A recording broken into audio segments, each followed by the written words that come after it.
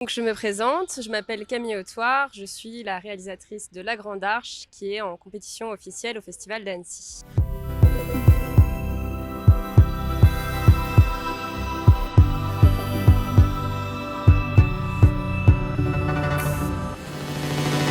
Je décris souvent mon film comme un docu-fiction qui prend une forme de fable poétique. Je me demande à quoi il rêve.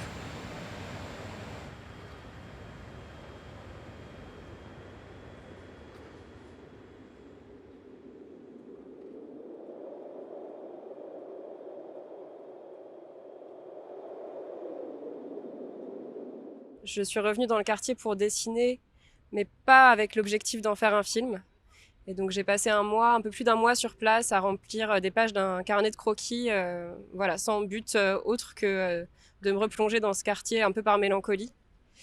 Et en fait, c'est plusieurs mois après, j'avais posé le carnet sur une étagère et je l'ai repris et je l'ai feuilleté un peu comme ça. Et je me suis rendu compte à ce moment-là que j'avais les mêmes adjectifs pour décrire les œuvres d'art du quartier et un sans-abri que j'ai beaucoup dessiné qui vivait là-bas.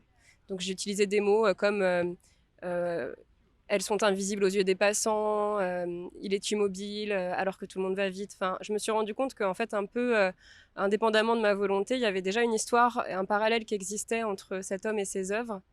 Et c'est là qu'est née vraiment l'idée d'écrire un film à ce propos. Je voulais que mon ressenti sur ces inégalités qui sont vraiment mises en avant dans ce quartier de par l'architecture, euh, entre ceux qui y ont et ceux qui n'ont pas, je voulais pas le montrer par la misère, mais je voulais montrer par autre chose. Et du coup, j'ai choisi le prisme de la vitesse et de montrer à quel point les gens qui vont quelque part vont vite, qui ont un objectif dans leur journée de travail ou de faire des courses ou voilà, et peuvent pas du coup ne peuvent pas rencontrer des gens qui n'ont pas de but. Ça m'a été inspiré par le quartier, mais aussi par la lecture, je dois dire, beaucoup d'un philosophe qui s'appelle Paul Virilio et qui a beaucoup traité de cette question de la vitesse dans nos sociétés contemporaines et de tous les accidents auxquels cette vitesse qui ne fait que accélérer pourrait mener.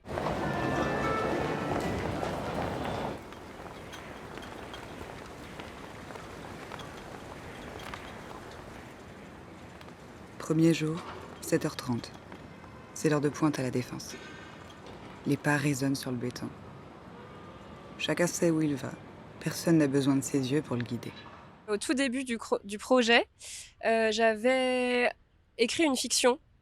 Et je suis allée en résidence à l'abbaye de Fontevraud et j'avais vraiment écrit le projet sous la forme d'une nouvelle, comme pour un peu me détacher de cette histoire.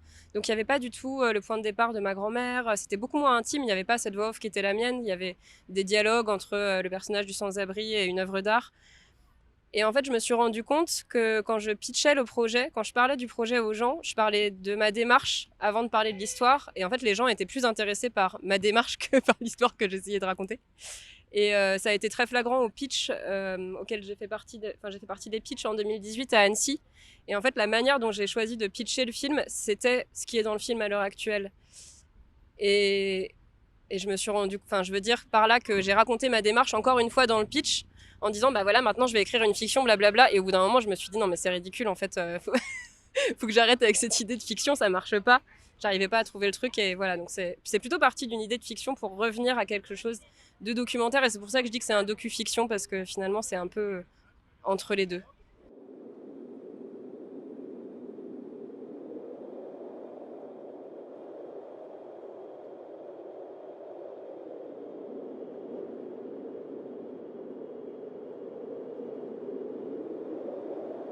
Je fais plutôt de l'animation en volume et en fait tout ce qui est peinture, je l'ai toujours gardé un petit peu pour moi à côté sans vraiment imaginer que ça pourrait faire un film parce que je suis pas animatrice 2D du tout. Donc c'était mon premier projet en 2D et c'est vrai que du coup j'ai pu me positionner que en décor et en mise en scène en déléguant complètement l'animation à une équipe. Donc la technique c'est du pastel sur papier, pastel aquarellable, donc une partie du film qui se passe de jour est sur fond blanc et la partie de nuit un peu plus fantastique est au pastel sur fond noir.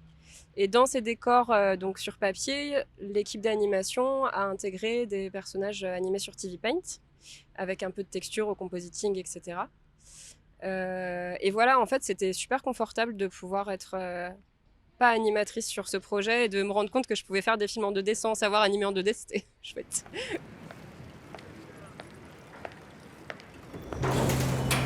Deuxième jour, lu sur Internet. Avec plus de 70 œuvres d'art disséminées dans tout le quartier, La Défense, Paris, est le plus grand musée d'Europe à ciel ouvert. J'ai du mal à comprendre comment j'ai pu ne pas les remarquer avant. Elle s'appelle Icaria, la ronde des manches à air, fontaine monumentale, la pieuvre oiseau mécanique, signaux, traits d'union, les hommes de la cite, voitures renversées, les inféables lignes indéterminées, les trois arbres, la défense, dans les traces de deux personnages fantastiques, les cheminées, le pouce. Il s'est posé la question, parce que comme dans tous les projets, il y a un moment où la maquette était faite avec ma voix. Il s'est posé la question de garder ma voix. Moi, j'étais pas du tout pour, parce que le projet est déjà assez intime et ça me permettait pas du tout de m'en détacher. Ça me mettait mal à l'aise, en fait. La deuxième raison, c'est que je suis pas comédienne, donc c'était pas très bien joué. Et en plus, moi, j'ai une voix un peu, j'ai pas les termes musicaux, mais je dirais mezzo, enfin ni grave ni aigu, un peu voilà. Et comme parfois le texte peut un peu aller dans le sensible, avec ma voix, ça devenait un peu mièvre. En fait, c'était trop, je sais pas, j'avais besoin de quelque chose de plus grave. Donc j'ai cherché des voix graves. Et assez rapidement, j'ai pensé à Flora Fischbach. Et effectivement, non seulement j'adore la chanteuse, mais en plus, je l'avais vue en tant que comédienne dans la série Vernon Subutex. Donc voilà, la collaboration s'est faite comme ça. Ça a été très rapide parce que comme je savais...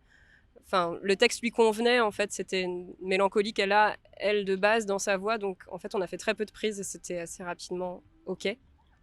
Et ensuite, pour parler plus globalement du sound design, ben, pareil, le compositeur de la musique, c'est Bachar Markhalife, donc qui est avant tout un artiste, musicien, compositeur, chanteur franco-libanais que j'adore.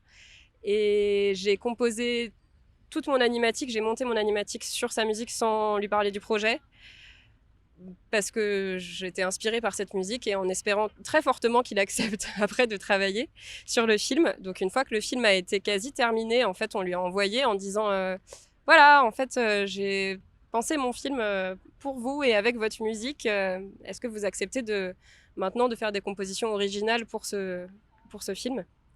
Et il a accepté, donc c'était super.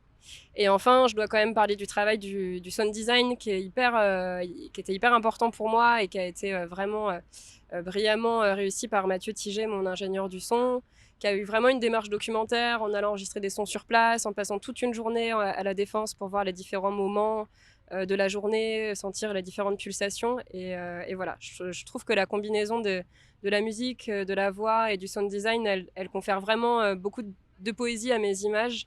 Et elle les révèle vraiment comme ce que j'avais imaginé avant. Donc je suis très fière de cette partie du projet musique et images.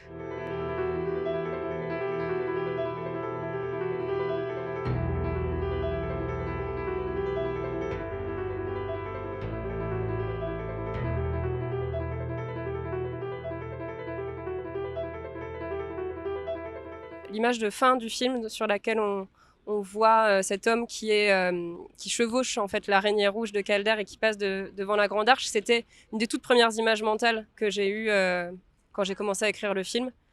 Donc je ne savais pas à quel moment elle arriverait. Finalement, elle est à la toute fin et c'est bien comme ça. Mais elle a guidé toute cette déambulation. Je voulais qu'il y ait une sorte de feu d'artifice à la fin, qu'on sente voilà, tout, comme la magie du quartier qui se révèle à ce moment-là, avec aussi l'idée de rendre cette œuvre vivante. Comme une des inspirations, c'est aussi évidemment les films de Miyazaki où on voit beaucoup de monstres gentils. Enfin, en fait, on ne sait pas si elle est gentille ou pas gentille, mais enfin, j'avais envie de cette sensation-là avec cette œuvre qui d'elle-même, je trouve, quand on la voit à la Défense, on a envie qu'elle se déplace, en fait, on a envie qu'elle bouge. Donc, c'était déjà là, en fait, avant.